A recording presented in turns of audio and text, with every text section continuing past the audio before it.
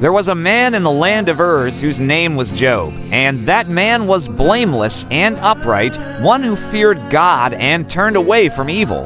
There were born to him 7 sons and 3 daughters. He possessed 7,000 sheep, 3,000 camels, 500 yoke of oxen, and 500 female donkeys, and very many servants, so that this man was the greatest of all the people of the East. His sons used to go and hold a feast in the house of each one on his day, and they would send and invite their 3 sisters to eat and drink with them. And when the days of the feast had run their course, Job would send and consecrate them, and he would rise early in the morning and offer burnt offerings according to the number of them all. For Job said, "It may be that my children have sinned and cursed God in their hearts." Thus Job did continually. Here are some observations. Job was a wealthy man and one of good character, rich in wealth, also rich in character. Most people do not have a problem turning to God when they are abased and things are going wrong, but how difficult it is to serve God and remember Him when things are prosperous.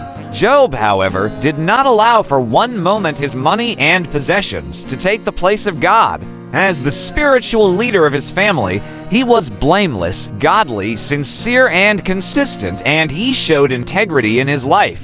One could say it was the fear of God that kept Job from evil. He got up early daily to intercede for his family. What a great example of fatherhood.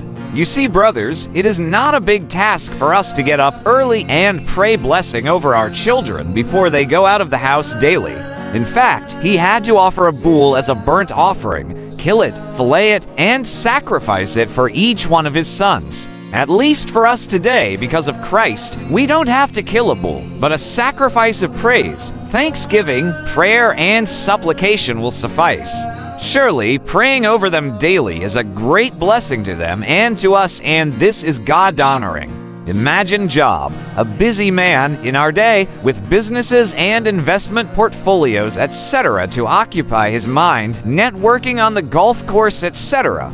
But what we see in his life is that he was concerned at the start of the day with the spiritual welfare of his children, even though they are not that little, because they were at their own house having a party. He cared about their spiritual welfare so deeply that he offered individual sacrifices on their behalf just in case they doubt, ignore, or dishonor God.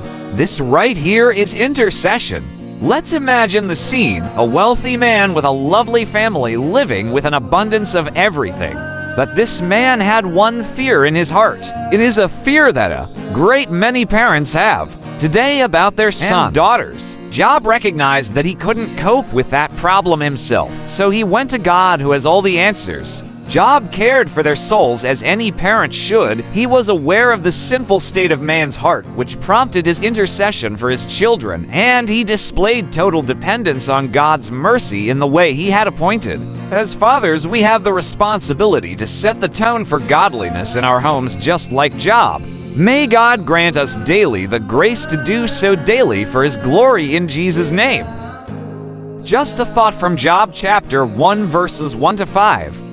Please like, subscribe, and share for more content like this.